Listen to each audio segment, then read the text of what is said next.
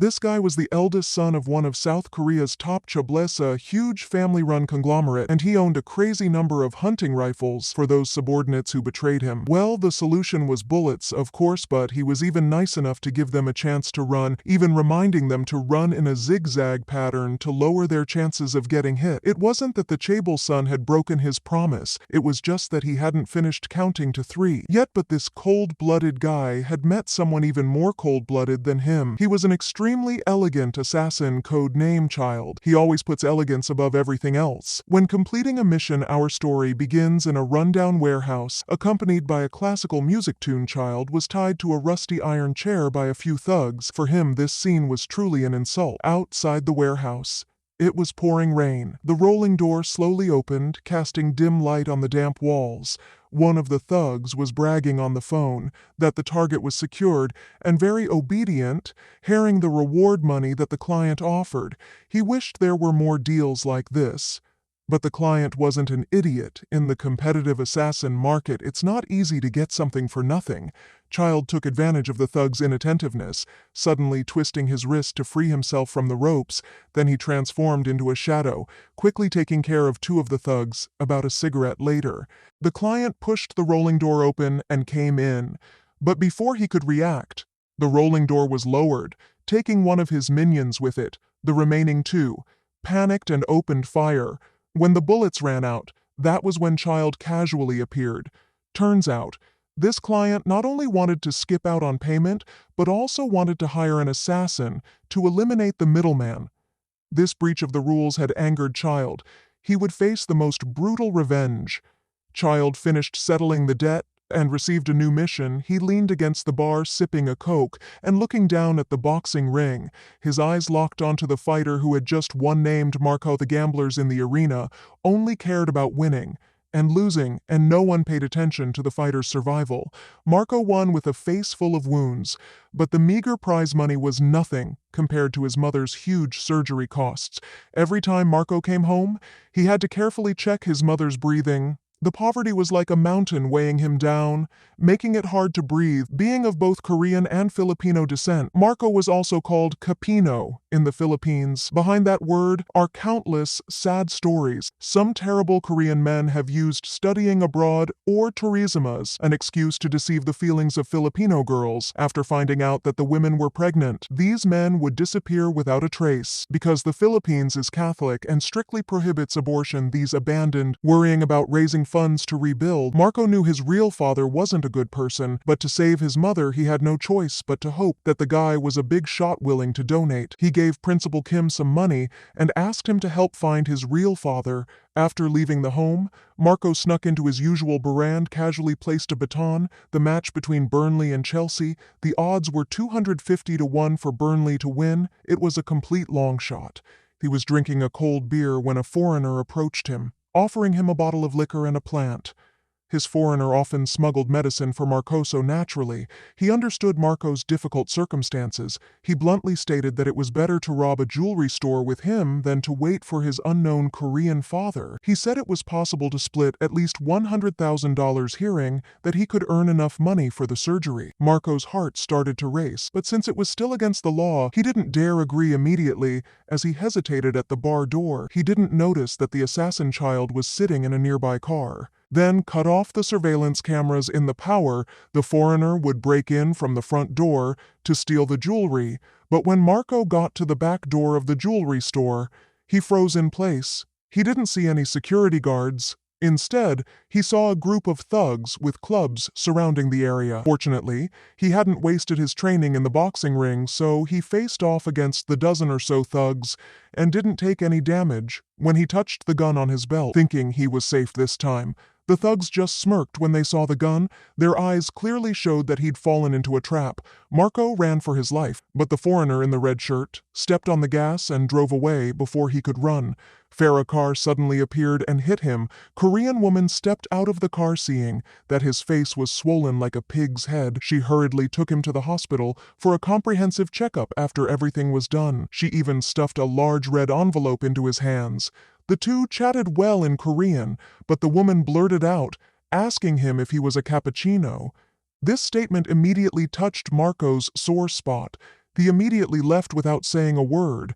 When he left the hospital, Marco was still in a pretty good mood since he got a free checkup and even earned some money, as he was thinking. Principal Kim called and said that his biological father had contacted him, Principal Kim said, that he had seen many cases of children looking for their fathers. But this was the first time the father was looking for his son, which was even rarer than winning the lottery after everything was done. The principal even stuffed a public phone card into his hands. Not long after a Mercedes-Benz stopped in front of the home lawyer, Kong stepped out and said that he was representing Marco's father. His father was not in good health and couldn't come. This lawyer worked extremely efficiently. Before Marco could react, his passport and visa had already been processed. He said that in the Philippines, money could do anything. Surgery had to come from this old man, so he gritted his teeth and went. Marco's biological father's family was extremely wealthy, a large table. But recently they had run into some trouble because the company's secret fund was exposed, which also involved illegal inheritance. For Chio, who was planning to take over, this was a major blow. While he was worried, Lawyer Kong called and said that everything was fine. In the Philippines had been taken care of, and Marco was on his way to Korea. Chio looked at the clock. Everything had been arranged, and they were just waiting for Marco to land. Want to cover up this illegal inheritance scandal. Chief Go were drifting deep into the jungle. The land gradually awakened, but the sun still hadn't risen. Chio looked at the scenery before him and praised. One never tires of seeing this place. As soon as he finished speaking, two men with plastic bags over their heads were stumbling up in front of him. One was Chief Go, a former subordinate of Chairman Hanand. The other was the director of the newspaper that had exposed the company's dark secrets. These two had colluded with each other, knowing that the old chairman wouldn't live much longer, so they planned to use this opportunity to extort a large sum from the elder brother. Chief Go had followed the old chairman for over 20 years, but he chose this crucial moment to betray the company. However, by common sense, the youngest son of a chaebol should receive special treatment, but the driver's attitude was extremely bad, and he even said something strange to Marco that at this age, the body's expiration date was still very long. Towards them in the opposite direction. By common sense, Garcia should hand him over, but instead, she repeatedly flashed her headlights to provoke them. This girl came from the law office of lawyer Kongand, had a close relationship with the chaebol's youngest daughter, Yunju. Could it be that she was on Yunju's side like Chief Go, who had lost his life faced within Chile's questions? Garcia said over the phone that he had hired lawyer Kongan. She was just a person who shared the office with lawyer Kong. After speaking, she immediately drifted, making a U-turn on the spot, making in Chile's motorcade dizzy at. This time Child's car caught up, although he lost a rearview mirror. His smile was still elegant. The two cars chased each other on the main road, from the open road to the winding small road. One of the cars in Chill's motorcade had a driver with poor driving skills and crashed straight into a ditch. Child wanted to play the old game of driving parallel again, elegantly waving to Marco, but Garcia reminded him that driving on the wrong side of the road was both unsafe and elegant. Garcia received the mission from Yunjuto: prevent the heart transplants. She said, since you're going to die anyway, it's better to be shot once and be done with it than to be painfully cut open for your heart. Marco was stunned. He had just arrived in Korea, hadn't even had a bite to eat, and he was already going to die here just at this 1 in 10,000 chance momenta. Child appeared like a divine soldier. A beautiful rear-end collision helped Marco escape disaster. Garcia was good at everything, except that her reload speed was a bit slow. By the time she finished reloading, Child was right next to her. He was captured by Chio after struggling all day. By the time they arrived at the villa, it was already dusk. Chio again acted quite excited, opening his mouth to say, even though I tied him up, since this is his home, he should be happy to be home, right?